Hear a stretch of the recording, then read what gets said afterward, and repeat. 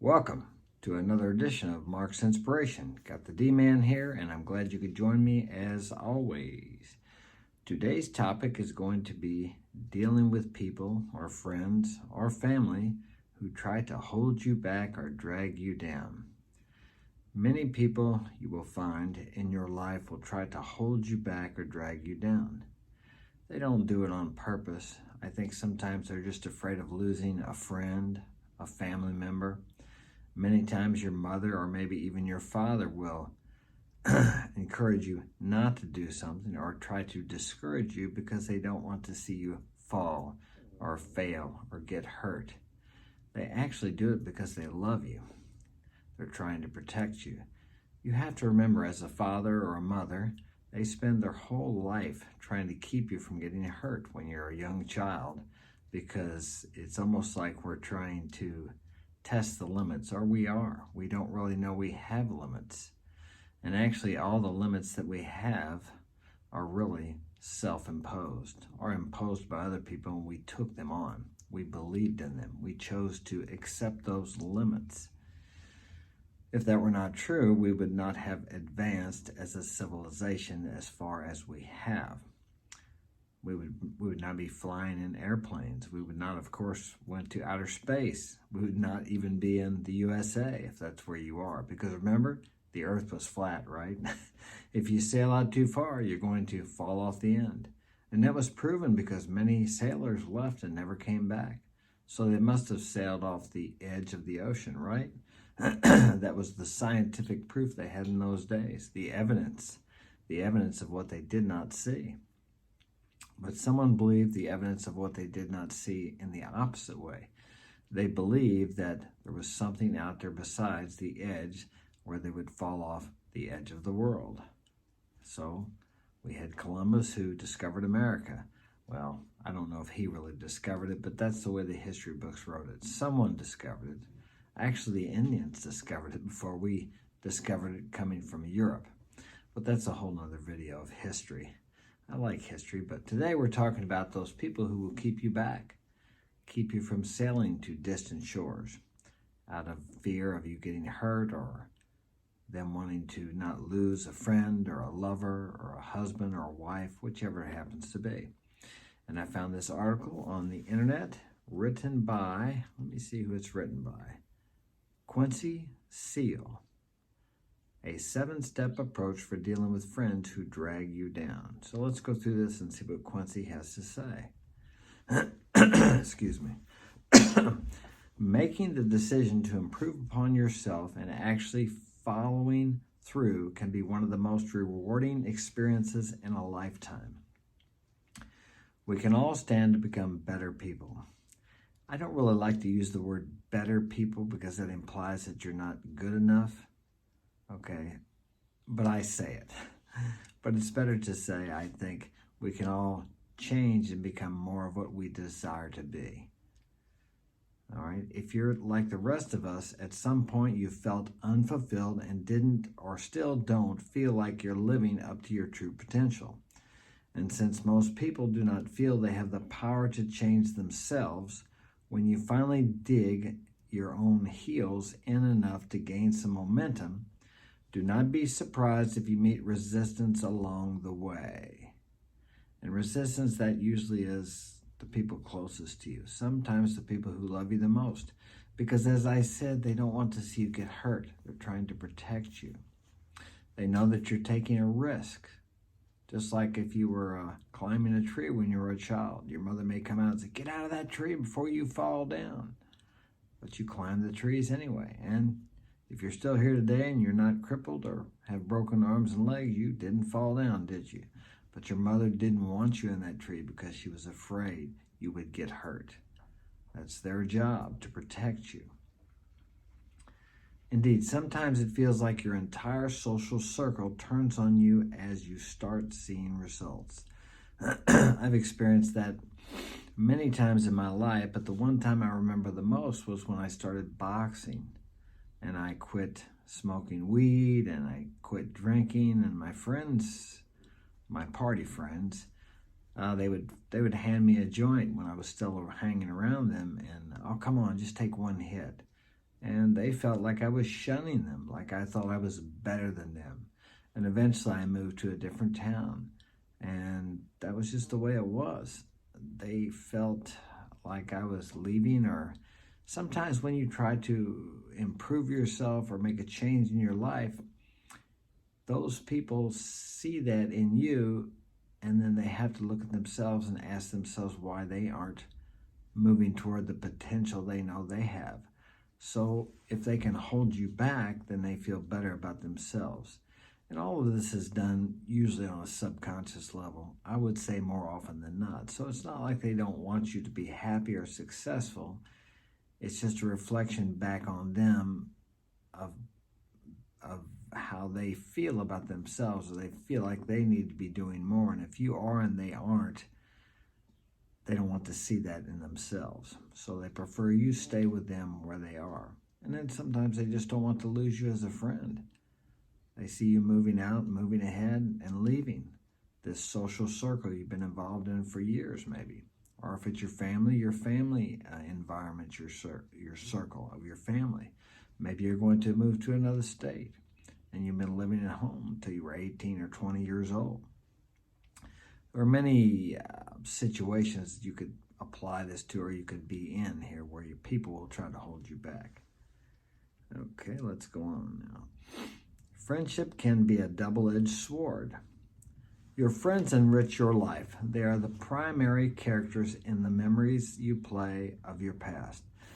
Excuse me. Days and nights unfolding now, and your plans for the future. Unfortunately, friends are not always a positive influence for many different reasons. If you're making positive changes in your life, for instance, you may still have friends who are stuck in the same rut that you used to be stuck in. While we love these people, it's not always healthy for us to be around them, and it's important to know how to juggle that dynamic if you want to succeed. While some friends might actually act hostile toward you as your self-improvement manifest, most often the negativity is subtle and performed subconsciously. Oh, that'll never work. 80% of small businesses fail. Just one drink, you're no fun ever since you quit. As I said, I experienced that with my friends years ago. Why do you work so hard? Stop taking things so seriously and just enjoy yourself. It's been said that we're creatures of habit. Well, we're also creatures of consistency, and our subconscious urge is to resist when a person doesn't act the way we expect them to. Even during some of my marriages, I stay busy, I work hard because I like what I do, or I love what I do, really. I like what I do. I love some of what I do. Well, I actually love what I do, or I wouldn't do some of the things that I don't like, that I have to do, that involves my choices of what I do for a career, or my passion, my purpose. But that's another video too. But what I was going to say was, a couple times when I was married, even my wife would say, oh, just take off today, stay home today. Well, you can't do that. It's the consistency of the day in and day out that gets you to where you want to go. And if you love what you do, like I do, then you do that every day. Yes, sometimes you don't feel like getting up. And yes, sometimes during the day, there are certain things that you don't want to do, that you don't like to do. But overall, the big picture, you love what you're doing, so you do those things. And you always feel better after you do them. I had a job last week with this extremely particular client. Actually, I had bid the job, and he decided to do it himself. And I said, hey, if you need any help, just call me, or advice, I'll help you out. Well, he had called me 3 or 4 times, and he was asking me about certain things that he had done that he didn't like the way they looked. And I'm thinking, man, this guy is particular. I'm glad I didn't do the job for him. So he did most of the job himself. He's a great guy, friendly fellow. I know his father. I get along good with his father also. And he asked me if I would do the trim on his home. I'm like, oh man, I really don't want to do that. So I went out there. And I just straight up told him, I said, look, I said, you're very particular. I said, I don't know if I can satisfy you. Because he was picking things apart. He could not even satisfy himself. And his dad was there, and his dad said, look, Mark, if you do this, I'll keep him off your back. Because he was talking about one spot in the ceiling, the homeowner was. You could barely see it, and you had to get at a certain angle with a certain light to be able to see it. But it wasn't good enough for him. I mean, he was finding things that you really had to look for. And you got to remember, it's a house, it's a whole home. So don't look for the defects, because they're going to be there. There is nothing perfect.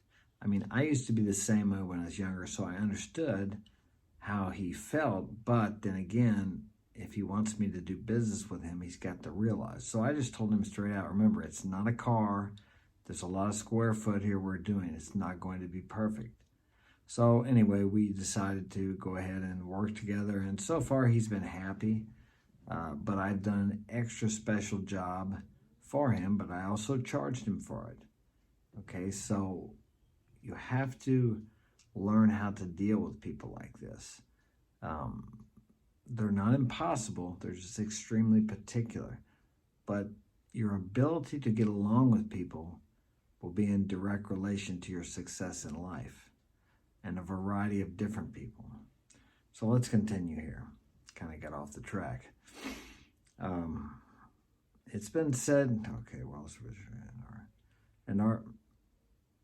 and our subconscious urge is to resist when a person doesn't act the way we expect them to. Another common reason some people are so resistant to other people's success is that on a certain level, it reminds them of their shortcomings and missed opportunities. I'd spoke about that before. It's the other side of the coin that sees people take great joy in others' failures. Look at the news. Look what happens when some successful man makes a mistake and gets himself into trouble.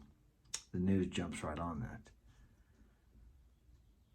This can manifest itself in jealousy, animosity, scorn, gossip, passive-aggressive comments, verbal challenges, alienation, and outright sabotage. This is where we got the haters. We call them the haters. If you're out there doing something, you're going to run into haters, especially with social media. Even if you don't know those people, they'll find something wrong with what you're doing. Usually because they're not doing anything. So they want to cut you down, pick you apart, knock you down. But it's really a reflection of how they feel about themselves. I have a friend that said, if you're on the firing line of life, you're going to get fired at. You want to stay away from the haters? Don't do anything. Because if you're out there doing something, if you're on the firing line of life, you are going to get fired at. Okay, we're going to stop here. Tomorrow we'll go on the process of breaking free from these types of people, which is very difficult, especially if it's your family. Of course, you love your mother and your father, if you do. I hope that's the way it is with your relationship with your parents and your family. But sometimes you have to walk away from that. To reach distant shores, you have to step off of the beach. You have to leave the old world behind. You have to leave the old consciousness behind. And sometimes that means leaving the places where you were behind and the people that you were with behind. You have to step away because you're going to want to be around people that are like what you want to become. You don't want to be around people who aren't like what you don't want to become. Because the old adage, you become part of what you are around. Birds of a feather flock together, we say. That's all we got time for today. Thanks for joining me. And I will smash that like button and subscribe. And I will see you tomorrow.